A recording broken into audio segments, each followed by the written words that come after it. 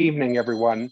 As chair of the Wilkes Jewish Community's Holocaust Commemoration Committee, I wish to welcome you and thank each of you for joining us for this year's virtual community commemoration, sponsored by the Friedman JCC, Temple Israel, Temple B'nai B'rith, and Congregation Ohav Zedek.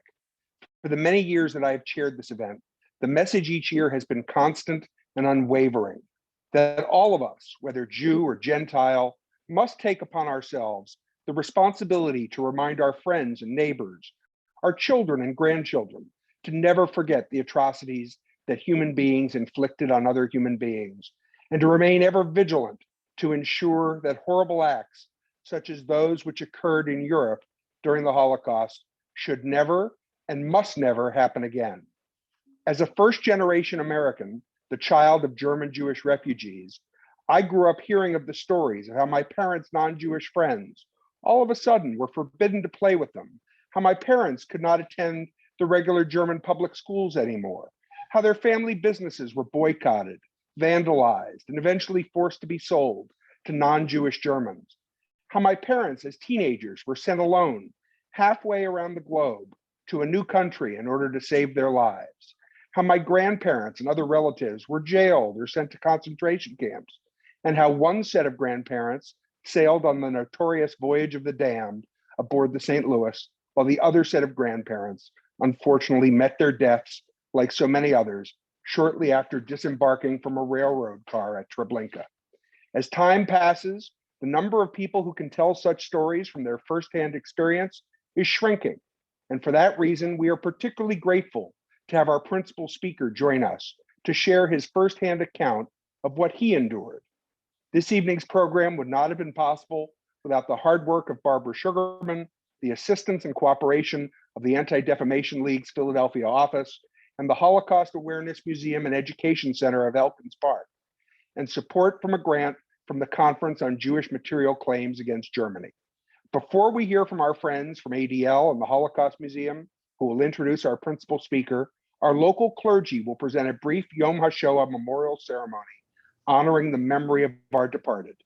Rabbis? In 1942, the Nazi soldiers came to the Jewish orphanage run by Dr. Janusz Korczak in Warsaw on Kramalna Street. Korczak told the children to dress in their finest clothes for a special outing out of the ghetto and into the meadows and streams. 2 by 2, they walked behind Korczak and a few nurses and the Nazi guards toward the train station that would take them to the Treblinka death camp. Korczak had been offered safe refuge despite his being Jewish because of his service to Poland as a writer of children's books and an author of books on children's pedagogy. But instead, he stayed with his children to the very end, walked them to the trains, boarded with them, and like them, was never heard of again. A few quotes from Janusz Korczak, whose sculpture protecting his children is seen behind me, is at Yad Vashem in Jerusalem. He wrote, "I've noticed that only fools insist that all human beings should be alike. The wise are glad that in the world there is day and night, summer and winter, old and young, that there are butterflies in the garden and birds in the sky, that the flowers in the eyes of the people come in different colors. Only those who do not like to think are grieved by difference and irritated by the variety that compels us to think and to see and understand." The pediatrician Korczak wrote, "When is the proper time for a child to start walking? When she does. When should her teeth start cutting? When they do. How many hours should she sleep? As long as she needs to.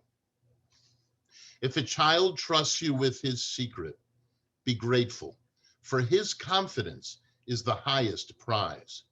Do not extort it, for the child has a right to his secret. Do not plead or threaten. Each is equally bad. It will not bring the child closer to you, but rather move him away. What a powerful effect on the sad life of a child would be the memory of that person, perhaps the only one who showed kindness and understanding and respect in a world where cruelty had become the norm. The child's future life and sense of himself could take a different course, knowing that there was one person who would not fail him. Janusz Korczak was that person. There is one time in the entirety of the Bible, the Torah, where we are obligated to specifically come to services on a Shabbat, on a Saturday, and to hear the Torah reading. 3 short verses that recount the Amalekite attack against the Jewish people as the Jewish people were journeying from Egypt to Mount Sinai.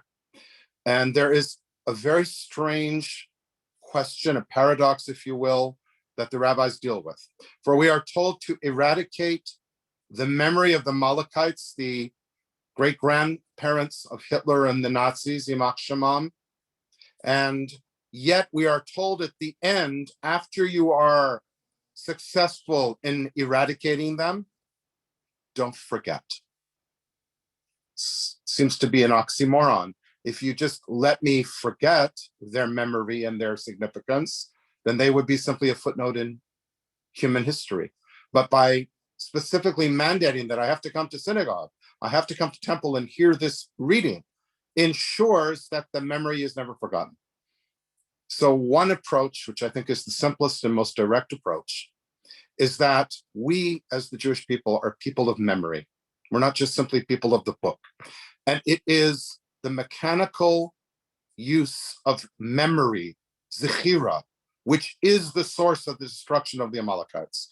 We need to remember Hitler, Yimach Shemo, the Nazis, and what they did. We have the privilege tonight to hear from Mr. Goldsmith in a few short moments, who will give a firsthand account.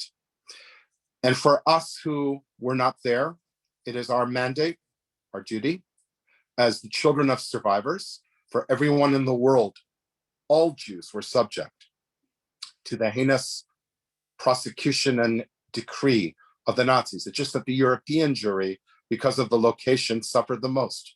But every one of us is either a survivor or a child of a survivor. And we are mandated to lizkor, to remember, and to pass on that memory, to share that memory with the next generation and the next generation. And by imbuing significance and holiness to the 6 million martyrs, we can ensure and enshrine in the memory and psyche of the Jewish nation and of our world that we should never forget.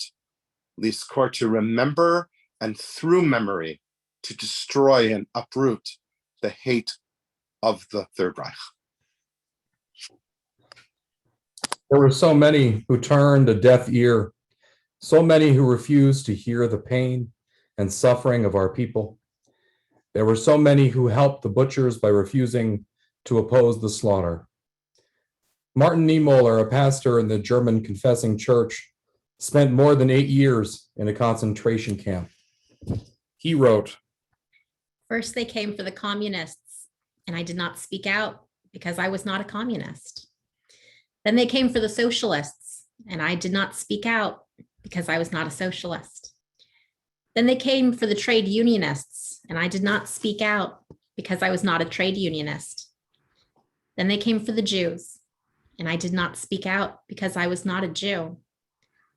Then they came for me, and there was no one left to speak out for me." Yet even amid the chaos and slaughter, there were the Chastei Amot HaOlam, the righteous Gentiles who opposed the Nazis, each in their own way. Some hid our people, risking their lives and the lives of their families. Some fought against the Nazis. Each in his or her own way captured a spark of God's divine light and permitted it to shine in a dark world. We also remember them now, for their acts of courage and righteousness stand as a monument to the heights which human beings can climb, even as the Holocaust recalls the depths to which human beings can sink. Truly, as it is said, the righteous of all nations have a share in the world to come. Even as we mourn, we recall with gratitude the compassion and courage of men and women of other faiths and nations who, at the peril of their own lives, saved many of our people. Their legacy stands as a shining beacon to all humanity, that compassion and mercy will triumph over cruelty and hatred.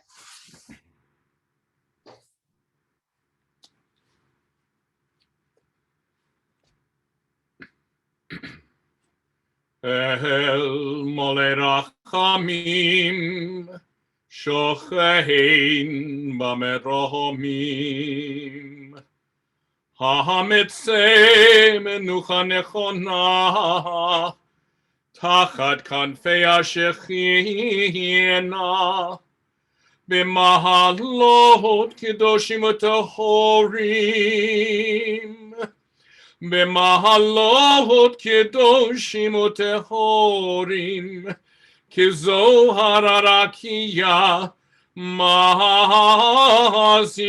מזהירים את נשמות כל אחינו בני ישראל, אנשים, נשים וטף, שנטבחו ושנחנקו ושנשרפו ושנהרגו, בגן עדן,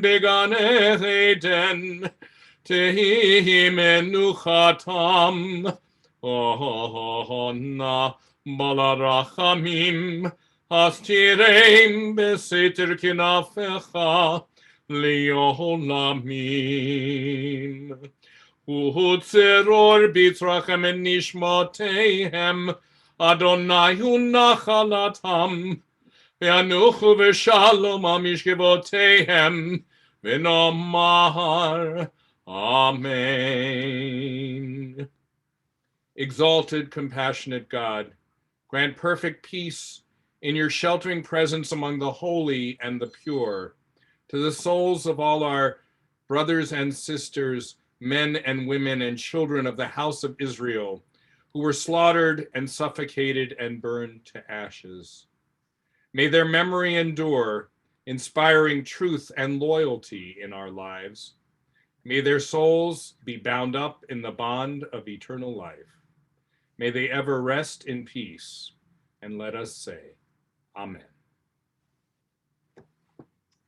Thank you very much. As the chair of the Wilkes-Barre Jewish Community Relations Council, I've unfortunately had to call upon the Anti-Defamation League office in Philadelphia for assistance and support when anti-Semitism has reared its ugly head here in northeastern Pennsylvania. We as Jews owe the ADL a tremendous debt of gratitude for this. And I'm now pleased to introduce Randy Boyette of the ADL Philadelphia office. Randy. Thanks so much, David. I'm so honored to join you tonight representing the Anti-Defamation League in Philadelphia, where I've served as education director for over 17 years. ADL is an anti-hate organization with a founding and enduring mission to stop the defamation of the Jewish people and to secure justice and fair treatment for all. And I'm sad to tell you how busy we've been. Although the pandemic put a stop to a lot of everyday experiences for many of us, hate did not quarantine. And there are so many targeted groups. Asian Americans are being targeted online and on the streets of our nation, blamed for the pandemic. Racism, sexism, anti-immigrant and anti-refugee bias, anti-LGBTQIA bias, all here, as is anti-Semitism. ADL recently conducted a survey on Jewish Americans' experiences with anti-Semitism and found that over the past 5 years, 63% of those surveyed have experienced or witnessed an anti-Semitic incident. 63%. I haven't seen numbers like this in all of my time here at ADL. 9% have actually been physically attacked because they were Jewish, and 59% of the Jewish Americans polled said that they feel Jews are less safe in the United States today than they were a decade ago. You can check out the methodology for this study on the ADL website, but these numbers were surprising even to me. We've only to remember the images from the attack on our Capitol in January, the Confederate flag, the Camp Auschwitz shirt, to be reminded that hate is not something that existed during the 1930s and 1940s in Europe and ended with the Allied victory. Hate and its buddies, ignorance and lies, are something that we must all continue to fight every day and in the places and spaces we find ourselves. The voices of the survivors and the voices of those that were murdered cry out to us. They ask us to remember and they ask us to educate. Two questions I've heard students ask over my many years at ADL are why the Jews and why didn't the Jews just leave Germany? These two questions remind me that students and perhaps many adults don't realize the role that anti-Semitism played in the Shoah. By educating ourselves and exploring the historical context of the Holocaust, we understand that the time to have prevented the murder of millions and millions of Jews was long before the Nazis came to power.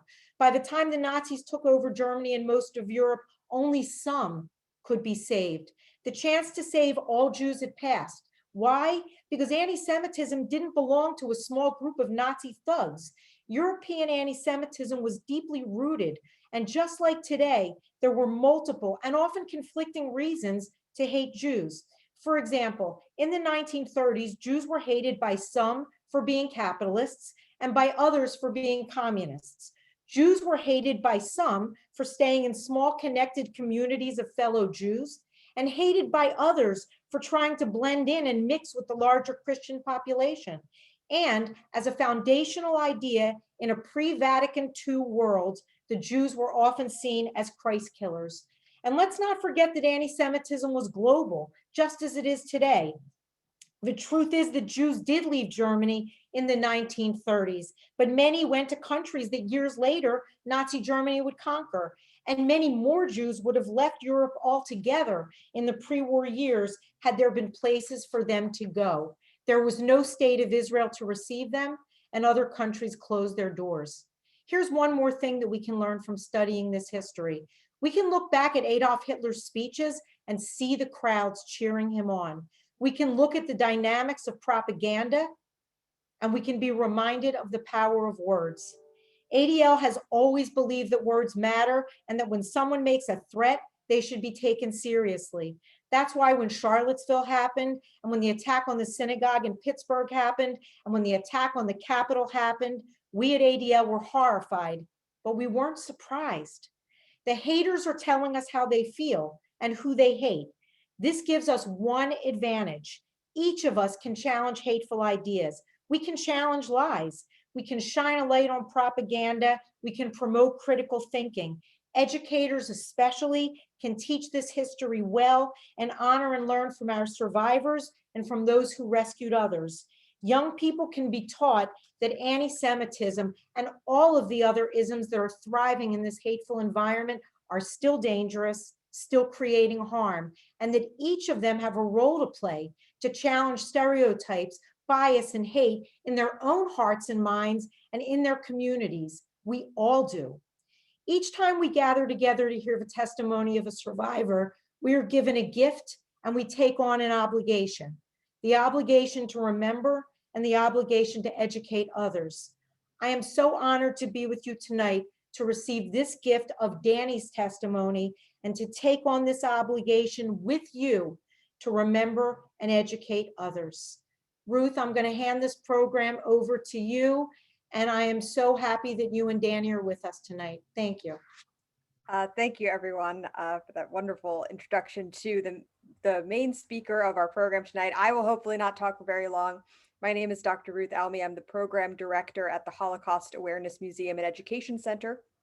We're located in Elkins Park, PA, and we are an organization that was established in 1961 by Holocaust survivor Yaakov Riz. We do educational programs with Holocaust survivor speakers to school children all across the country and indeed the world. In the 2018-2019 school year, before the pandemic, we spoke to 30,000 students in the Philadelphia area and beyond. We do national programs, international. We've had speakers speak to every continent except Antarctica at this point. And as my coworker is always saying, we'll get the penguins one day. But without further ado, at this point, I will introduce Mr. Daniel Goldsmith to share his story of his experiences before and during World War II with you tonight. Take it away, Danny. Okay, good evening, everybody. Again, my name is Daniel Goldsmith, and I am a child survivor of the Holocaust. And today I'm going to tell you the story of my family. It's my father, my mother, my sister, and myself during the period of 1939 to 1945. That's when my sister was just about born and I was 8 years old. So first, let me give you some background. Next picture. This is a picture, believe it or not, of it's a map actually of Europe that I drew back in 1945. And it's in French, by the way, because Belgium speaks two languages, Flemish and French. And everything that you see in red on the map are all the countries that the Germans conquered in Europe during World War II. And we lived in Belgium, which is a very, there it is by the red dot. It's a tiny country. It's about the size of the state of Maryland. And at the time of World War II, there were approximately 65,000 Jewish people living in Belgium.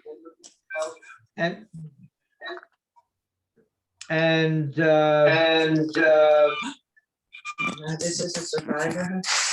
Wait, there's some, somebody's got. I Okay. think you're okay now, Danny. Okay, all right. So there were approximately 65,000 Jewish people living in Belgium. And then we lived in Antwerp, which was then one of the main ports of embarkation to the United States. And we lived in the Jewish section of Antwerp. My parents, next picture, were Ruchel and Chaim Goldschmidt. So my name used to be Goldschmidt until I became an American citizen, and then I officially changed it to Goldsmith. Now, my parents were originally from Poland, and as young adult people, they liked to travel through Europe, and they did. And they actually met in Antwerp in 1929.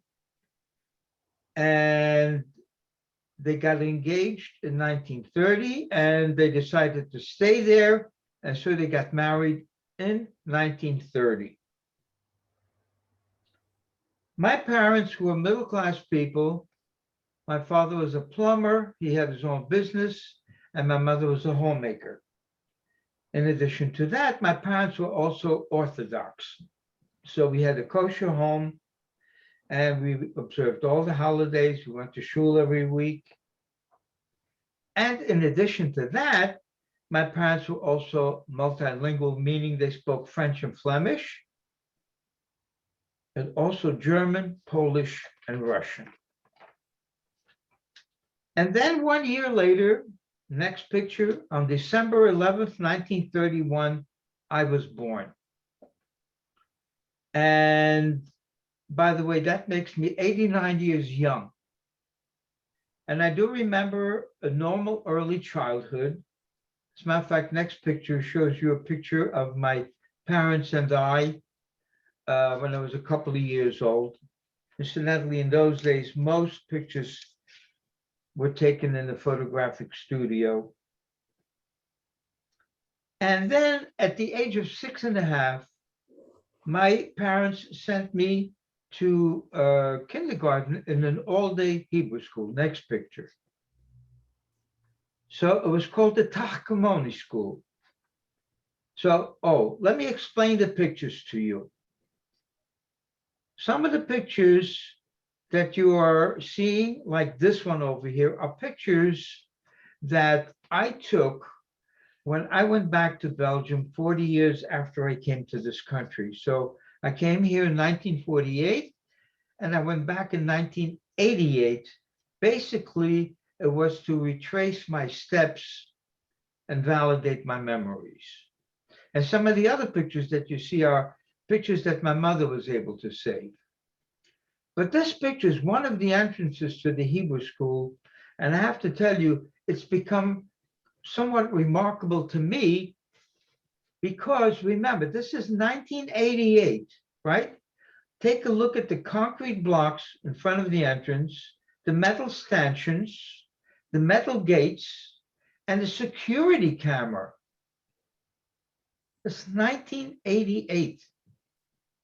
And I'm sorry to tell you that now it is 2021, and unfortunately, anti-Semitism in Europe is about the worst since World War II. It's pretty bad. So I could not get into the Hebrew school, so here are some pictures. Next picture. This is my kindergarten picture. And just to let you know, since it was a religious school, boys and girls were together only in kindergarten. After that, boys and girls were separated. So I'm standing in the middle row, the second one from the right, right there between the two girls. And next picture is actually my first grade picture, and you can see it's all boys. We had two principals. This is my secular principal and my secular teacher. We also had a Hebrew principal and a Hebrew teacher. And I'm sitting right up front, the second one from the right. And next picture. This is the last picture of my baby sister Lillian and I that was taken in 1942. And by the way, I forgot to mention to you that my sister Lillian was born in December 1939. And just to let you know, my sister's birth was a very happy occasion because World War II had already started. World War II started on September 1, 1939, when Germany invaded Poland, right? And my sister was born 3 months later. But anyway, this is the last picture that was taken of the two of us before things got pretty bad. So now to my story, and at this point, I am 8 years old. Belgium was invaded by Germany on May 10th, 1940, and our family, along with thousands of other people from Belgium, tried to flee the Germans on foot, who were actually going towards northern France. Unfortunately, we never made it because the Germans caught up with us within a couple of weeks and then made everybody turn around and go back wherever they came from. And so we went back to Antwerp, where my parents tried to reestablish a normal life. But unfortunately, it lasted a very, very short time because very soon the anti-Jewish decrees and regulations and restrictions were issued. And here are some of them that were issued in Belgium. They're actually in chronological order. But the same thing that happened in Belgium happened in all the other countries that you saw in red, except at different times. So the first edict came on October 23, 1940. Ritual slaughter, that's making kosher, was prohibited. First edict. October 28, 1940, Jewish people had to register with the Germans and were eliminated from public administration, the legal, and the teaching professions. May 31, 1941, Jewish people had to display signs identifying Jewish-owned enterprises.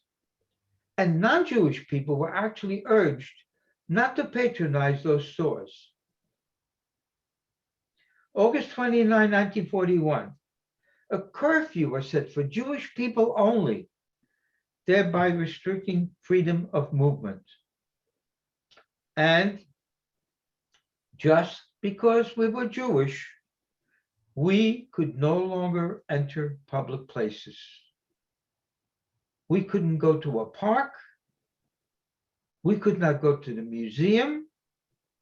We could not go to the movies, any public place. We couldn't go there anymore.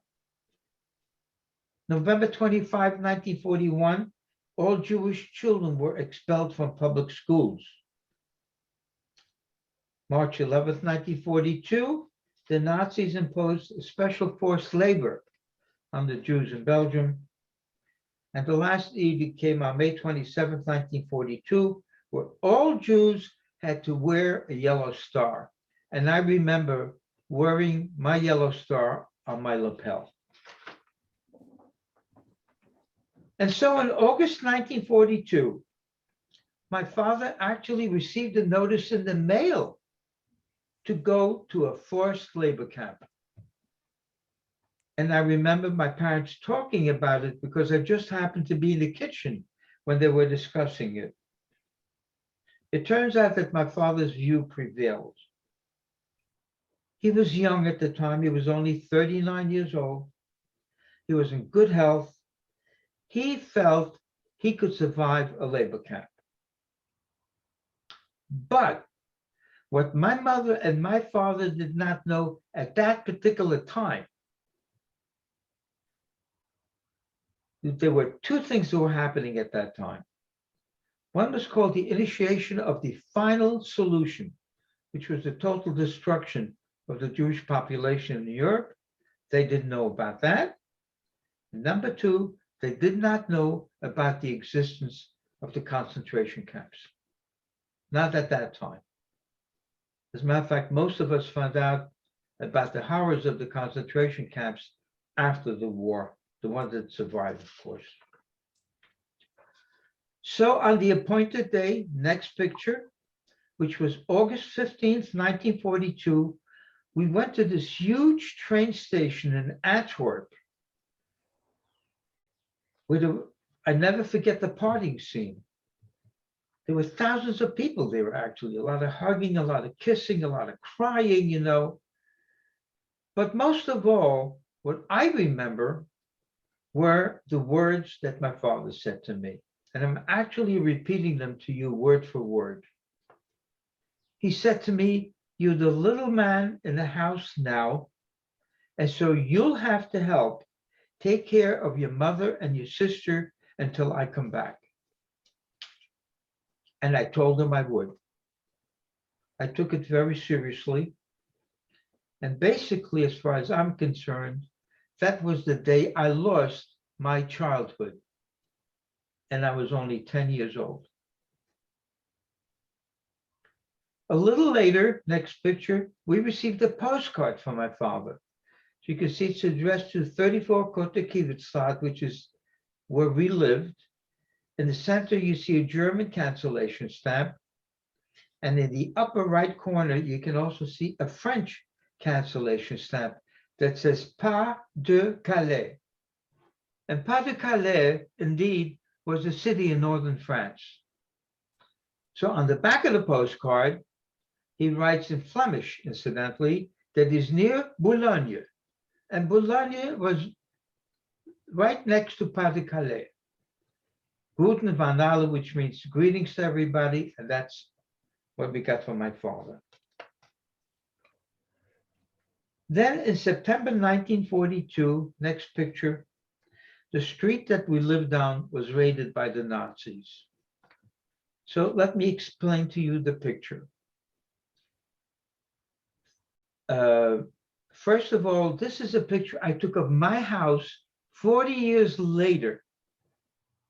And my house, number 34 Kotekiewicz, is the door and the windows on the left-hand side of the picture. That's my house right there. And 40 years later, it had been renovated.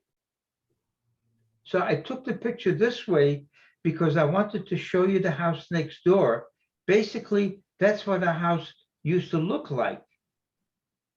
And if you go to the roof portion, you'll see there's an overhang, a cornice that had been removed from my house, and it's part of the story. So you can see Kotekiewicz, by the way, was a street that was all attached homes, and number 34 Kotekiewicz basically was closer to the center of the street. And so let me explain to you how the raid happened. The Nazis came in the middle of the night when everybody was sleeping, sealed off the street with trucks from both ends of the street, and then started pulling out people starting at each end of the street. And remember, it was very easy for them because we had registered. They knew exactly where we lived. And so when they started pulling out the Jewish people from their homes, there was a lot of yelling, a lot of screaming, a lot of commotion. And that actually woke my mother up. And so she went and looked outside the window. The bedroom window was on the second floor. And she saw what was happening and actually realized what was happening. So she quickly took a blanket, my baby sister and myself, and we went up to the top floor of the house, all the way to the rear of the house. There was a metal ladder that was attached to a wall leading up to a skylight onto the roof. That's how we got on the roof. It was a flat roof. My mother closed the skylight and we walked all the way from the rear of the house to the front of the house, and we lay down underneath that cornice. And then once we lay down, my mother took the blanket and covered us up. And I remember very distinctly laying there and literally shivering, you know, not knowing what was going to happen to us. A little later, we heard our door being slammed in, and then a lot of commotion inside the house. It turned out that the Nazis trashed the inside of the house, but they didn't find us. However, one German soldier went up that ladder, opened up the skylight, and poked his head through. It was dark that night, so he had a flashlight. He took the flashlight and looked around. But because he was at one end of the house and we were at the other end of the house under the blanket, and I would say there was approximately 35, maybe 40 feet away, you know, he did not see us. So we closed the skylight, went back down, then we heard more banging. Turns out that the Nazis boarded up the front of the house so nobody could go in and out. And we lay there until my mother was absolutely sure that the raid was over. Now, I want to tell you something. I'm a little bit religious. I'm somewhat religious. And I believe that a tiny little miracle happened there that night because I have no way of explaining it. It turns out that during that whole raid, you know, which took quite a while, my baby sister Lillian slept. I'm pretty sure if she had made any noises or cried or anything like that, we might have been found. But she slept.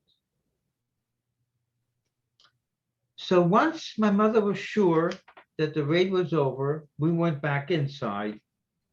And once we got inside, I can tell you, my mother lost it. My mother was a proud housekeeper. There's a Yiddish word for that. It's called a balabosta. She loved the house. It was her pride. And here the whole house was a mess. I'm talking about the furniture had been broken, the carpet had been ripped up, the curtains had been torn down, the kitchen had been splashed with pots and pans and food. And my mother just sat on the bed and cried. Finally, after a little while, she collected herself and then told me that she had decided to go and see one of our non-Jewish friends to see if he could help her. By the way, I forgot to mention to you, even though we lived in the Jewish section of Antwerp, Korte-Kievitstraat was approximately half Jewish and half non-Jewish. And we had some very, very good non-Jewish friends. And she was going to see this one particular man who was a policeman in Antwerp and also a member of the Belgium Underground. So for you younger people, I'd like to explain to you what the Belgium Underground was. It was a secret organization. It was a group of Belgian civilian people who banded together, secretly to fight the Nazis. He was a member of that organization.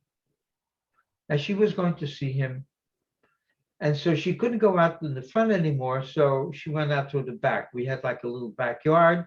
It butted up against the train tracks, and on the other side of the train tracks was the street. She went around the block, saw him, came back that same night and told me that she had made arrangements to hide us in a Catholic convent. So the next night, my mother smuggled us out through the rear of the house. This time, there was, by the way, at the appointed time, but incidentally, there was a car waiting for us in the street, and the car took us out of town, and my mother dropped us off at the convent. Only Mother Superior knew who we were, no one else. Now, I want to tell you something special about my mother. My mother, like many, many Holocaust survivors, could not talk about the Holocaust and the events of the Holocaust. It was very emotional for her. She would keep breaking down constantly. And I, as a young boy, I was very curious, and I kept pestering her with questions, And the only way that I found out anything was if she told me a little piece here and a little piece there. And it took me a long, long time. I'm talking about years, to find out enough information to put a story together. One of the things that I found out many, many years later was that after my mother dropped us off at the convent, she went back to Antwerp, and my mother joined the Belgium Underground. And she became a messenger, a courier.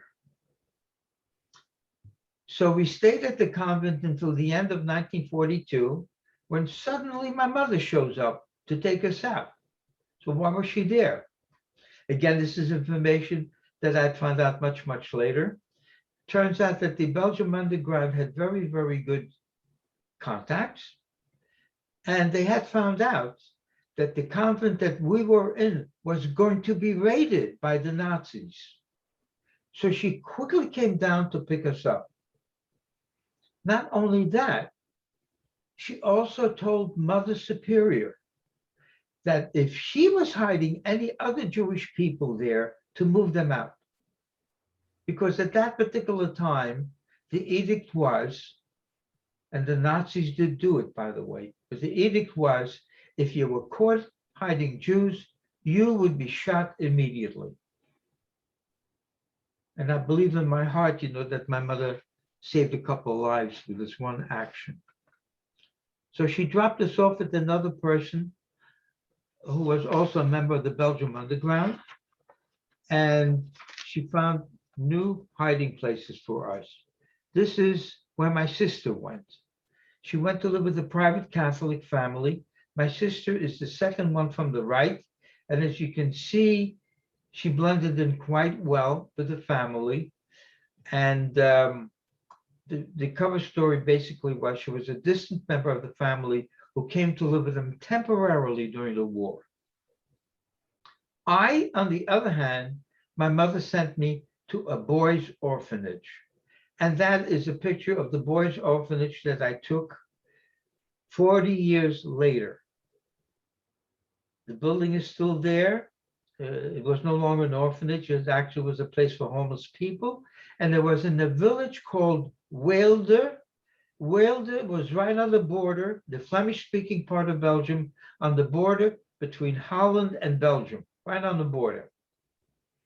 And this wonderful, wonderful Catholic priest, next picture, his name was Father Ivor Cornelissen.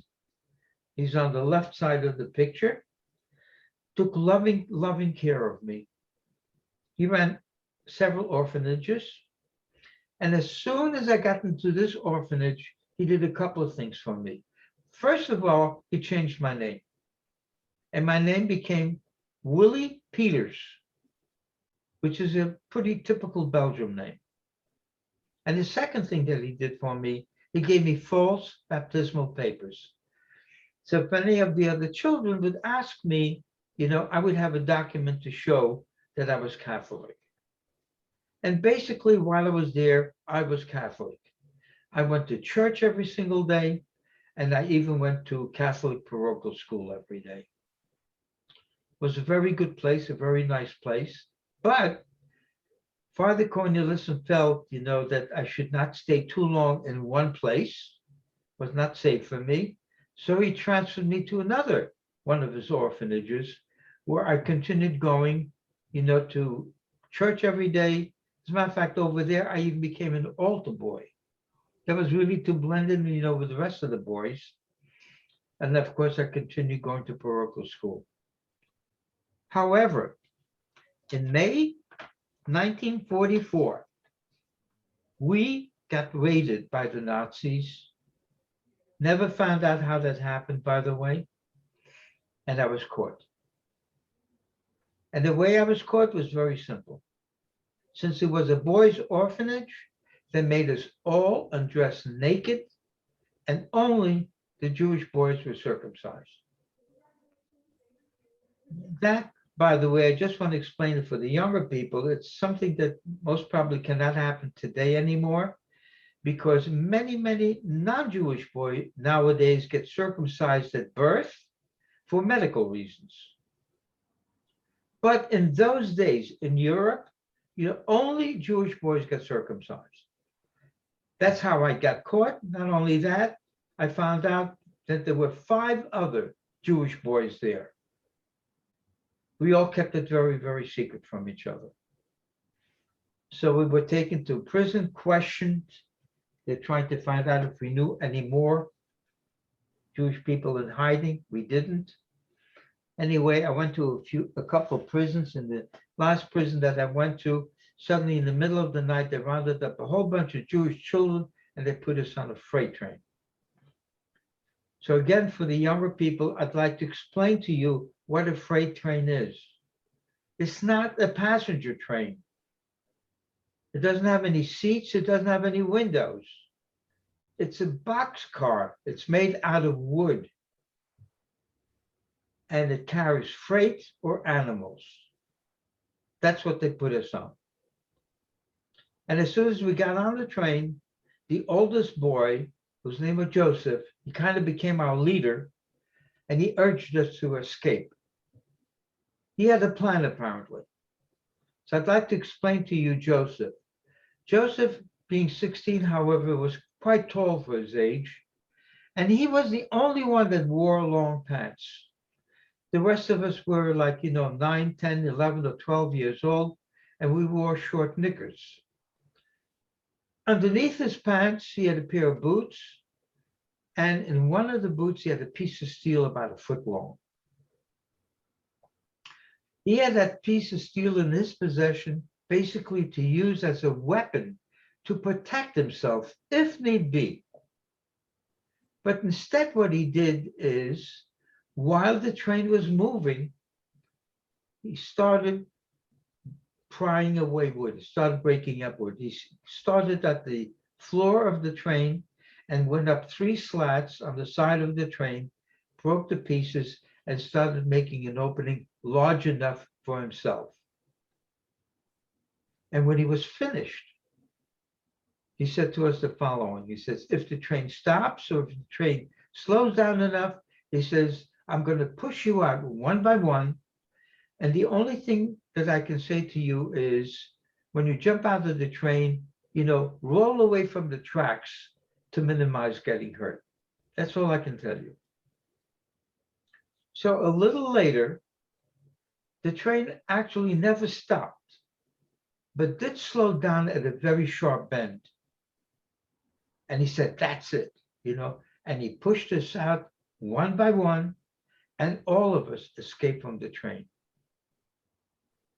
And when the train was gone, we had to do a couple of things because it was still dark, it was still night.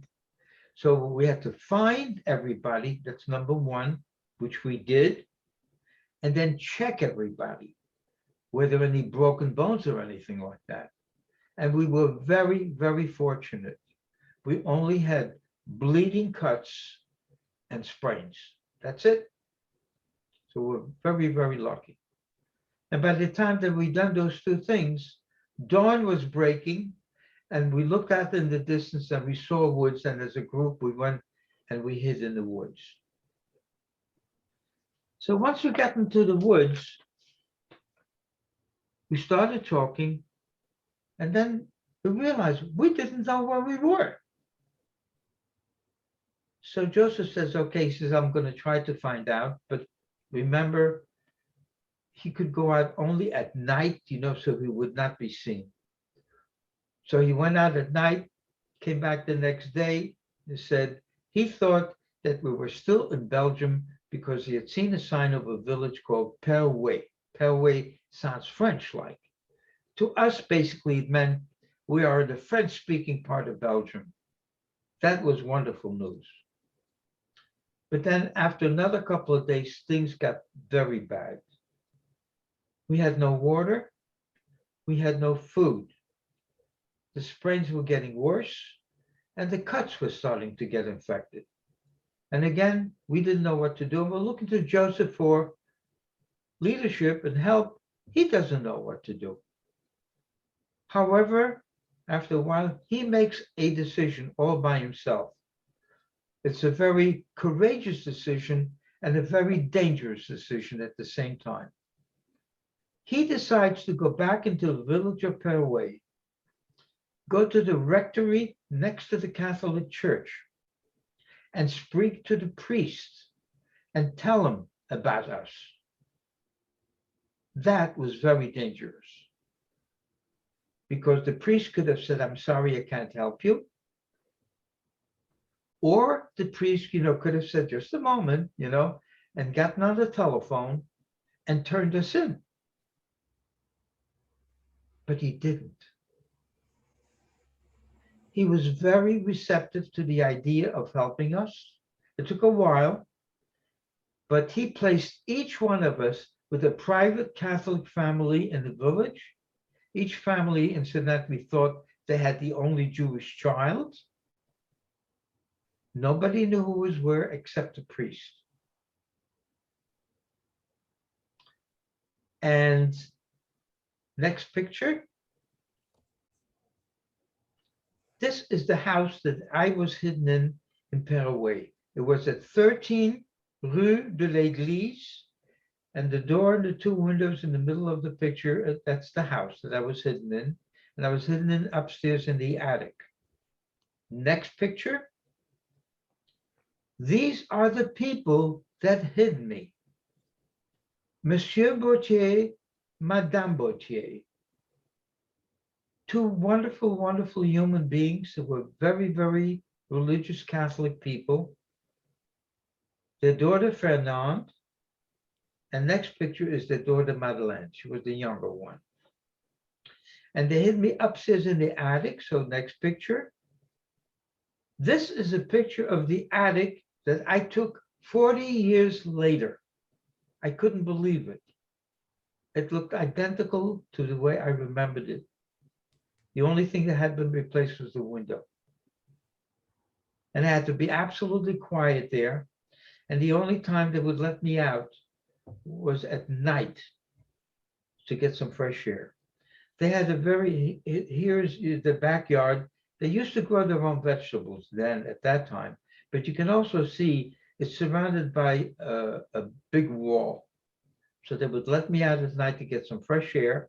Not only that, they were nice enough to buy me a pet rabbit, so I'd have somebody to play with. And I kept the rabbit, incidentally, in the tool shed off the picture. So I stayed with the Bautier family for quite a few months. Back to my mother. Again, this is information that I had found out many, many years later. I did not know that while I was in hiding, my mother kept track of me.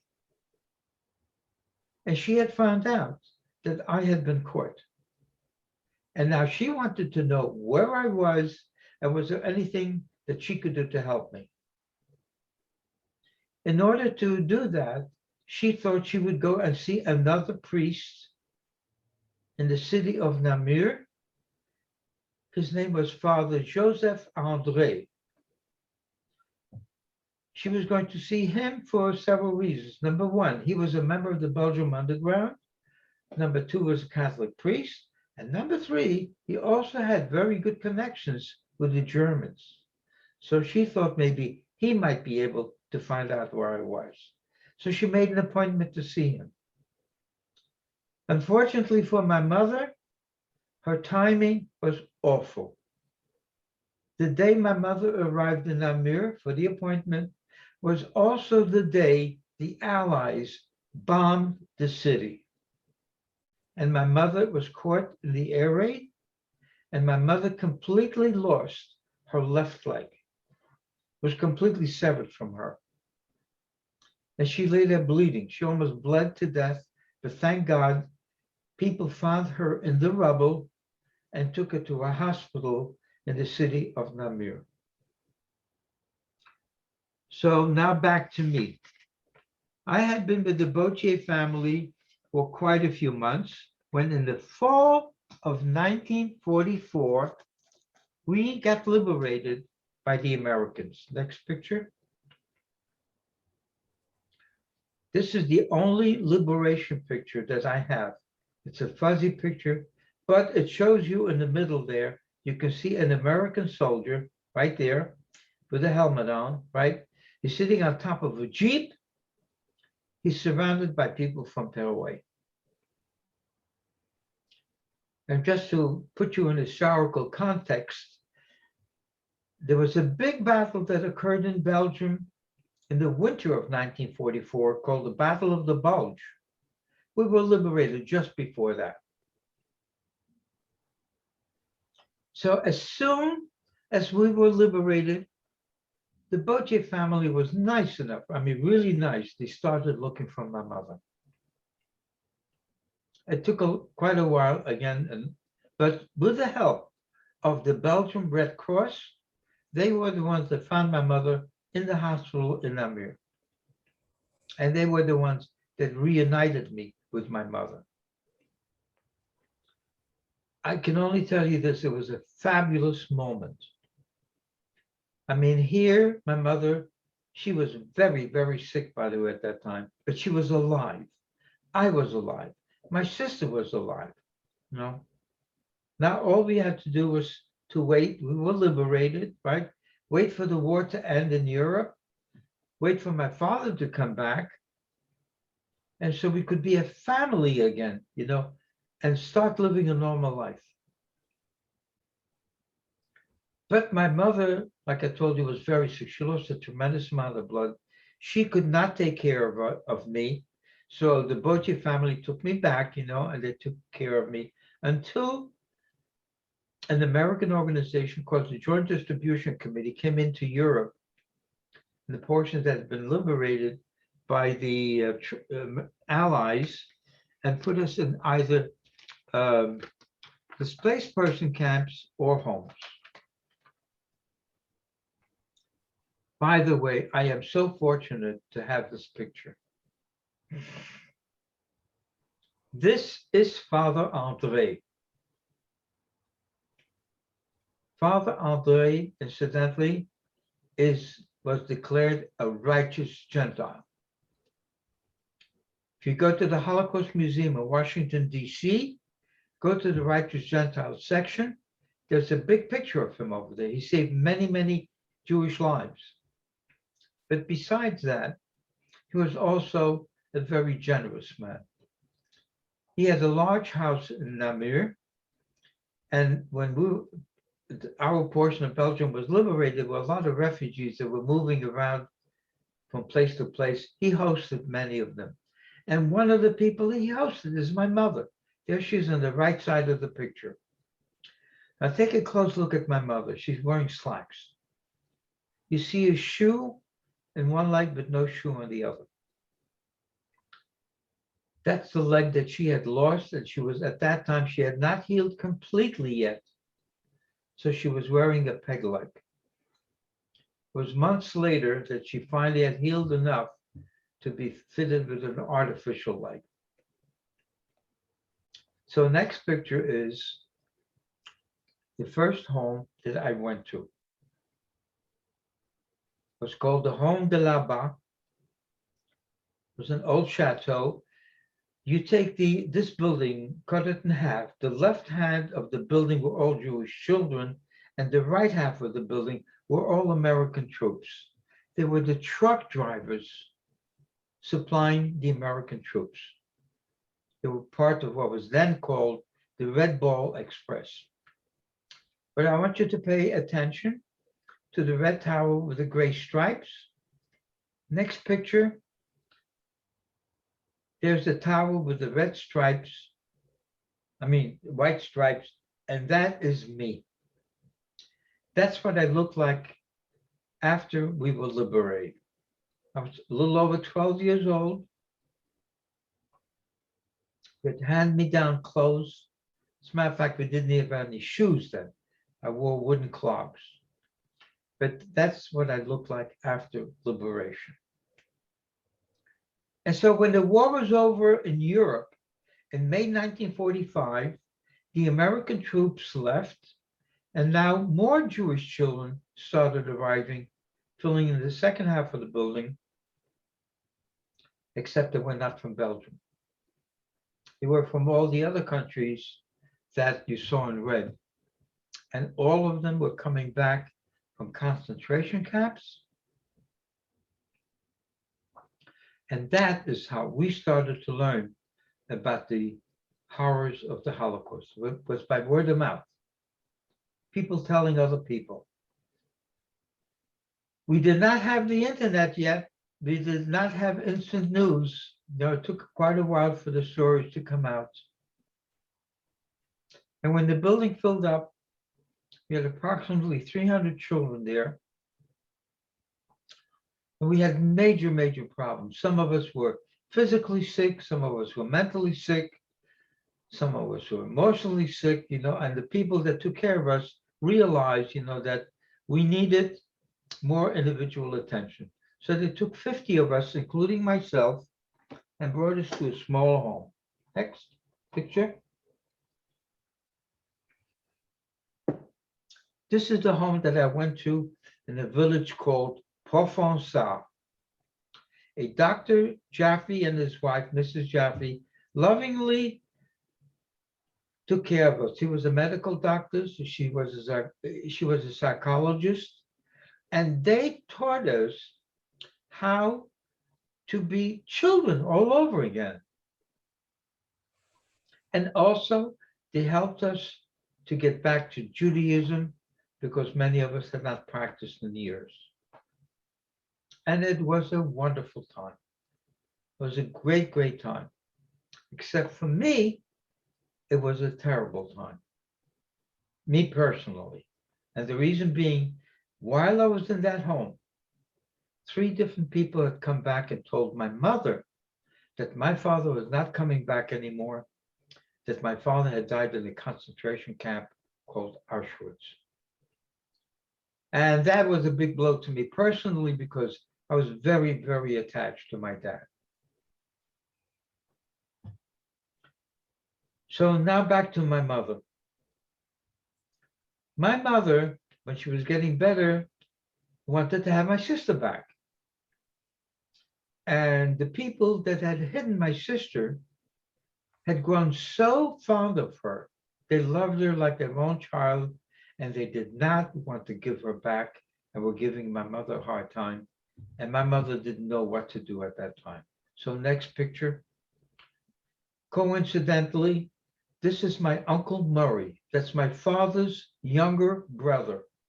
Incidentally, my father was one of 8 children, 7 of which lived here in the United States. My father was the only one that had been left over there. So this is number 8.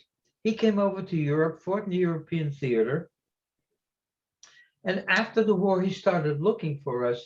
And he found my mother just at the time that she was having a hard time getting my sister back. And he said to her, I'll take care of it. And he did. He used his influence as an American soldier to get my sister back. Unfortunately, very, very unfortunately, this story ends very sadly. Because when my sister left their house, the people that hid her were so hurt, they cut off all communication with my mother. My mother was never able to thank them for saving my sister's life, nor was my mother able to thank them for putting their own lives in jeopardy in order to save my sister. They just would not communicate with her anymore. My mother tried several more times and they refused. And it's very sad because they were absolutely wonderful people, wonderful human beings. And so also in the meanwhile, my mother, my uncle had made arrangements that he got back to the States. He would gather our family. My family happened to live at that time in the New York metropolitan area.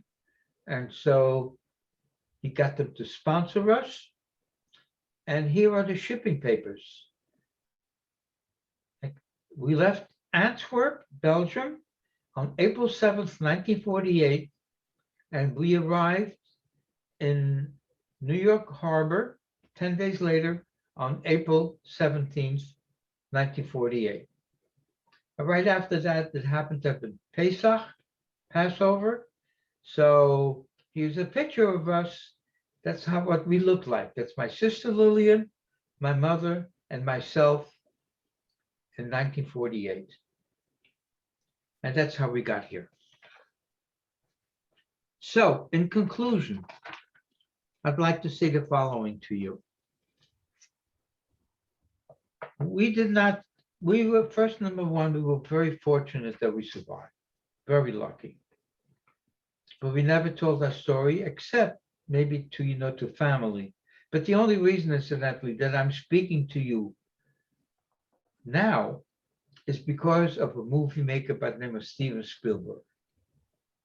Steven Spielberg created the Shoah Foundation, whose purpose it was to video record as many Holocaust survivors as possible. And they came to my house, interviewed me, and it's the young lady who did that who urged me to speak. At that time, I couldn't speak because I was still working. But once I retired, I started speaking, and I am very, very happy that I'm able to speak to you. It's important, that we tell the story. It's important that we never forget what happened in Europe during the Nazi era. It's important to make sure that doesn't happen again. And therefore, we must act against evil and prejudice and anti-Semitism and intolerance, and hatred. I am urging all of you, do not hate. It's a terrible, terrible word. Let me tell you, if you hate, it leads to all kinds of bad things like subtle bias and bullying. The younger people, I'm asking you, please do not bully. It's a form of hate. It leads to prejudice, bigotry, discrimination. Eventually, it leads to violence, and eventually it leads to genocide. So I'm asking you, please do not hate. And I also want to mention something else. Nobody is born hating. You have to be taught how to hate. You have to learn how to hate. Don't hate. We must learn to be tolerant of other people and other faiths and other colors and other backgrounds. So the lesson here is you should be decent to all people. Now, what I'm asking you is to become righteous human beings. That when you see something bad, something wrong, please do not be indifferent. Don't turn your back and walk away silently. I want to give you a statistic to think about. Of the entire population of Europe, I'm talking about what you saw on the map, the red portion. Over that entire population, only 1.5% of the people helped the Jews. Conversely, it means 98.5% either didn't do anything or turned their back or became indifferent. Think about that. And lastly, it's also important that we counter the revisionists. Those, of course, are the people that say that the Holocaust never happened. Well, I'm telling you, it did happen. I was there, I survived it, and I am a living witness to it. And thank you so much for listening. And now I'm ready for any question. Thank you so much, Danny. The way we're going to do questions, and I see some of you have already figured this out, so you must have been on a lot of Zoom presentations recently, is we have at the bottom of your screen, there should be a black bar that will have the Q&A option. So if you type your question in there, I'll ask it and we'll get some answers. So I already have a few. And so our first question is from Lisa Marlowe. Did you ever find out what happened to the young man who pushed you off the train sort of later? Did you ever meet up again? Joseph, yes, I did. As a matter of fact, it turns out of all the children, okay, he's the only one, believe it or not, that I kept in touch with. And I'll tell you the reason why. Number one, when the war was over, Joseph started looking for his family. It took quite a while, but it turns out he found out he was the only surviving member of his entire family. He lost both sets of grandparents, he lost his parents, he lost his siblings, he lost all his aunts and uncles and cousins. Everybody in his family died. He had no place to go back to. So back in 1947, the state of Israel did not exist yet. But then at that time, it was called the British Mandate of Palestine.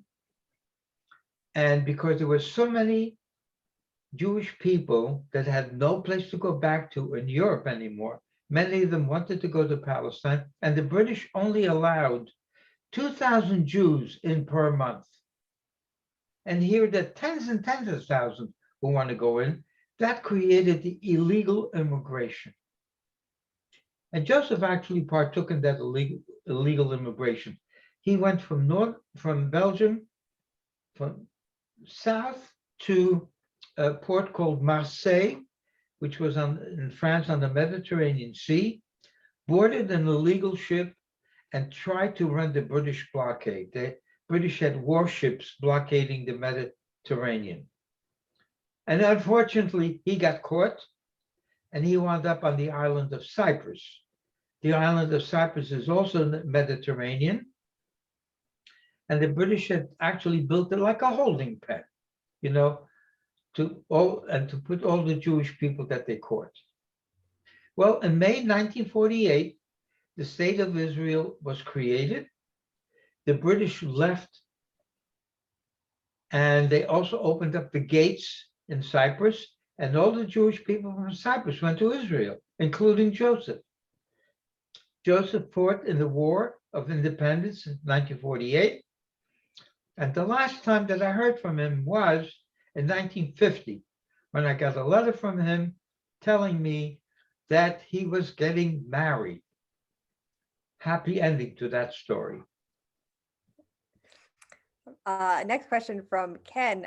Did you and your sister ever reconnect with the family that hit her, or did you never hear from them again? No, we never saw them again. Very unfortunate. They didn't want to have anything to do with us anymore.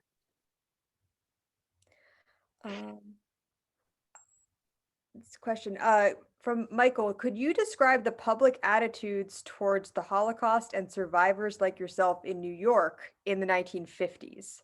What was it like in New York in the 50s? Well, I can only speak about myself, and I'll tell you why I'm saying that.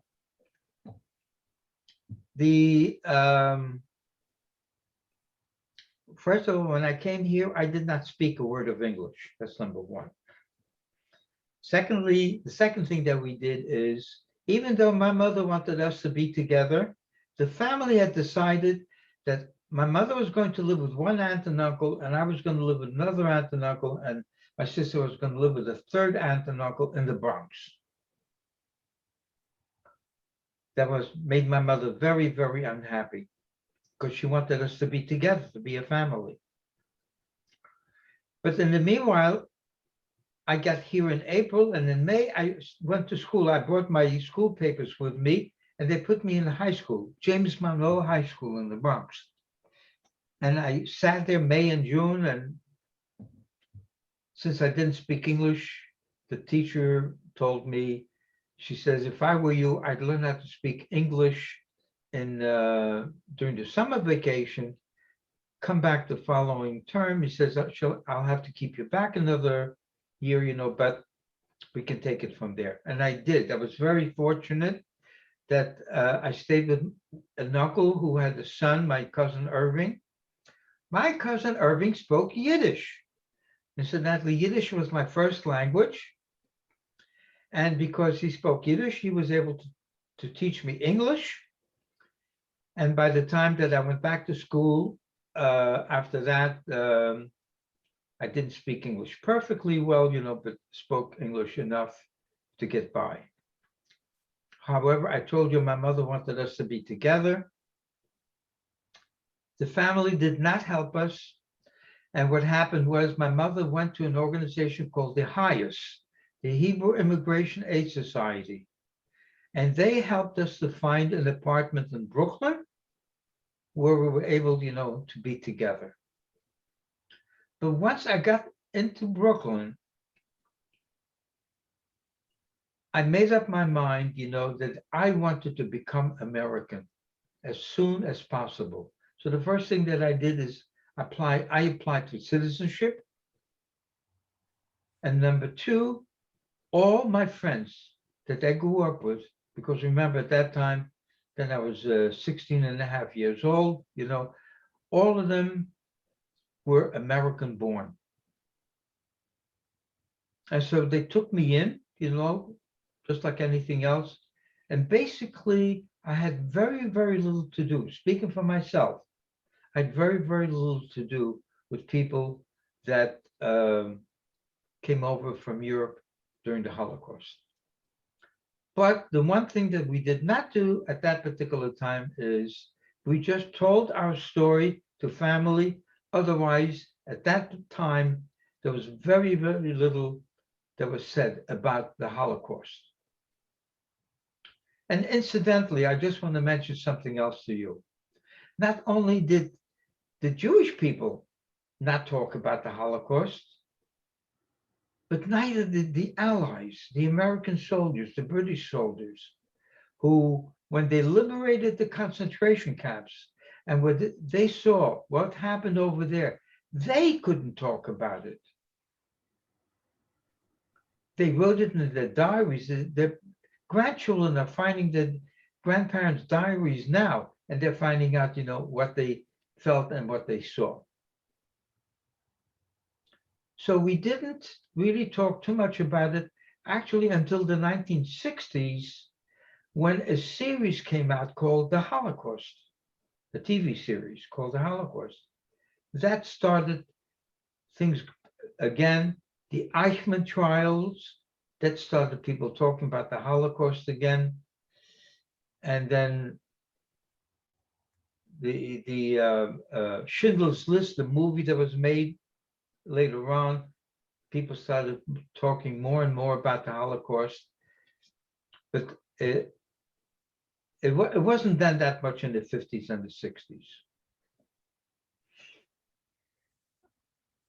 Great question. I learned something there that time. Thank you so much. Okay, so moving on, we have a question. How did survivors like yourself manage to keep personal photos? So I think this question is, how did your mother manage to Yeah. save those photographs we saw in the presentation today? I have to tell you something special. I thought as a young child that my mother was just a mother, an ordinary woman, raising children. I had no idea, that my mother had foresight, that my mother had spirits, that she knew, by intuition, what to do. And one of the things that she did was, after my father went away, she had enough foresight to take some of the pictures that you saw and give them to a non-Jewish family that lived on our block, gave it to them for safekeeping to be returned after the war. Then she gave them our silverware. I mean, I still have my parents' Kiddush cups, for Pesach. And they kept it, to another, that's another non-Jewish family to be returned after the war. And the third family received my mother's, my father's, I should say, more expensive tools to be returned after the war. And all these things were returned after the war. My mother sold my father's tools to have enough money to pay for the passage to come over to the United States. And the pictures that you're seeing are the pictures that my mother was able to save.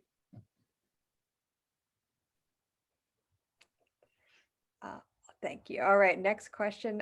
This is one I'm delighted to hear you answer always. Is your sister alive today, and does she also speak about her time in World War II?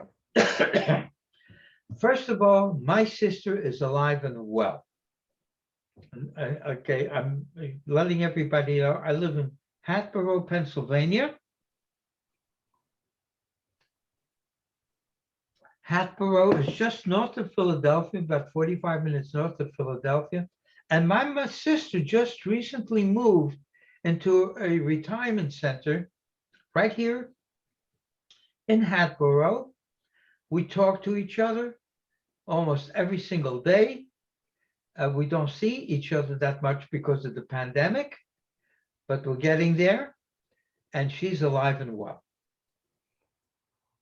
And also, does she? Oh, I'm sorry. I want to say this.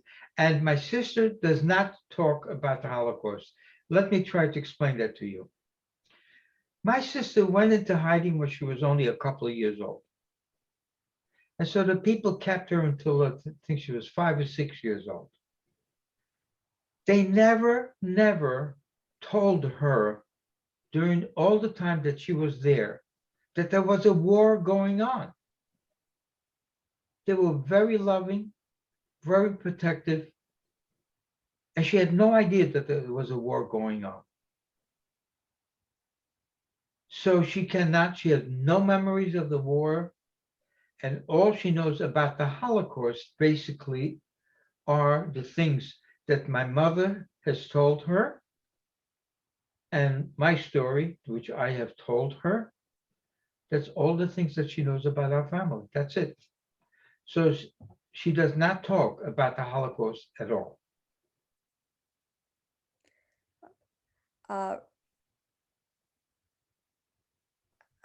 Is it possible to share this with people? I can answer that question. We are recording this call, so hopefully I will be able to provide a recording to Barbara and other people at up in Wilkes-Barre, and anyone attending could email us, actually, the Holocaust Awareness Museum. We're the people who have the recording, and our best contact information is info, INFO, @hamec.org. I see my coworker has hopped on and is typing an answer for that. So if you are interested in a recording of this program, it should be available, and we'll get back to you.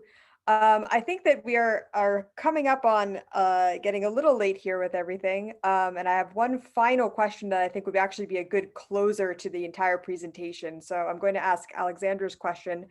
She says, I really loved your call to action at the end. How do you think we can inspire the next generation to learn, understand, and care about Holocaust history? Well, the first thing is education, number one. You have to learn. You have to know what you're talking about. You have to know, history. The second thing is never forget. Remember what happened there. Never forget.